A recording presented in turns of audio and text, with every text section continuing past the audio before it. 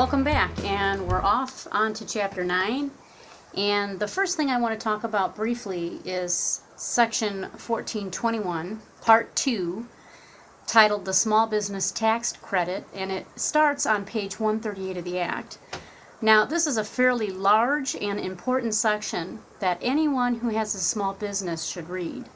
It provides for the mechanisms in place for an eligible small business to receive a credit for providing health insurance to its employees.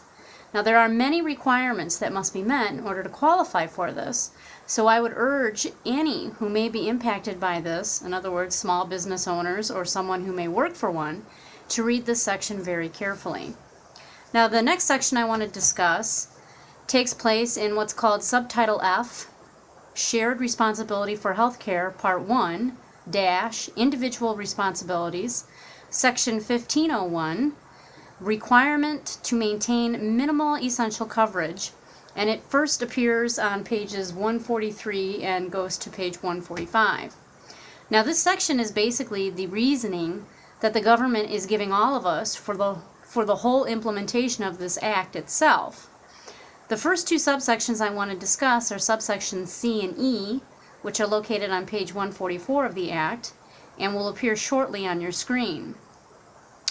So after you take a moment to read these sections, the argument that's being made here is that many more millions of Americans will be able to have insurance, and that because of the greater number of people, this should help bring costs down of said insurance. Now, of course, this could have been true.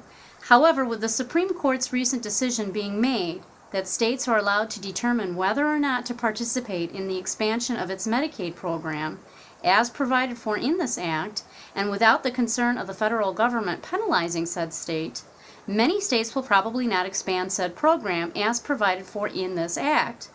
Thereby, a larger portion of those so-called millions will still not have insurance, simply for the fact that many states cannot afford to expand its current Medicaid program.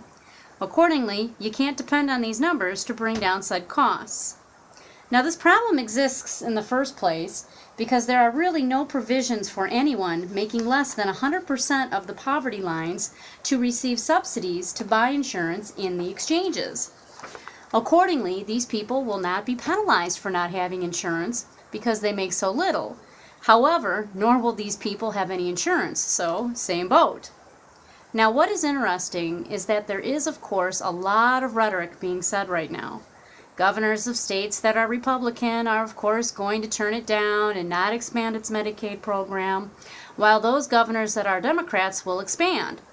Truth be told, we really don't know what is going to happen. Many states are still undecided and are awaiting the results of the presidential election in November.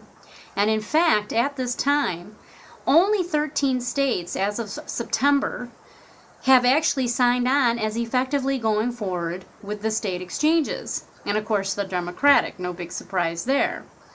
Now, having said that, there are some states in the background who have said that they are committed to opening up a state exchange, but only if they form a partnership with the government and work together. Now, what's interesting here is that the states only have until November 16th to show that they can do the exchange and do it well. Otherwise, the federal government comes in and totally takes over. So again, anybody who's arguing that, once again, the federal government is not going to be involved in our health, yeah, they more than likely are, seeing as so few states are going to be able to make this demand. So why would states not want to participate in the Medicaid expansion? After all, they would get more money for a while, right? Well, that part is true, but at the same time, this act now provides for even the poorest of Americans who make well below the 100% of the poverty line to have to be insured under said expansion if the states elect to participate. This is what the states are mostly concerned with, the outpouring that is undoubtedly going to occur as everyone signs up for Medicaid. And the states know that greater numbers ultimately will mean greater costs that they may not be able to handle as the federal government starts to give the states less funding for this expansion as time goes on. Furthermore, I believe the states are fearful in being able to handle the demand this is going to put on the overall Medicaid program.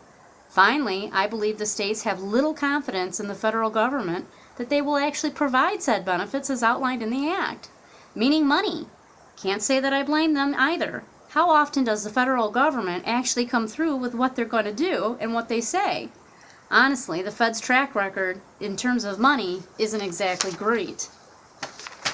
So the argument that the federal government is making, that the more who are insured, it will bring the cost of health care down, is clearly not a strong one to make. Not to mention, think of the basic rule of supply and demand. There is going to be this huge demand now for health insurance. And the questions that I believe must be asked is the supply going to be there? And I'm not just talking about the insurance carriers themselves that will want to participate in the exchange. I'm talking about the doctors, the nurses, the hospital beds, the staffing, the supplies. After all, during our current economic climate, it's not as though hospitals are springing up to be able to handle all of these numbers, nor are doctors. In fact, many doctors are worried that this expansion will put them out of business and/or greatly reduce the amount of patient quality care, for the simple fact that doctors will have to see more patients in order to make enough to cover the costs of their practice because of the greater amount of Medicaid patients they will have to see. Of course, the other argument that the federal government is making is that because we will all have health insurance, now we will become healthier individuals, right? Wrong. Just because we can go to the doctor more, and time will tell on that one, does not mean anything is really going to change. People will still smoke and give themselves and others cancer. People will still drink and do drugs excessively, thereby harming their bodies. People will still continue to be overweight and eat unhealthy. But good news, we can all see the doctor more and continue to rack up services and costs while the doctor sits there and shakes his head. After all, honestly ask yourself, how often do you really follow your doctor's advice? Of course, this is just my opinion. On a side note, though, the pharmaceutical companies will continue to make tons of money, given that more people will probably be put on more medication.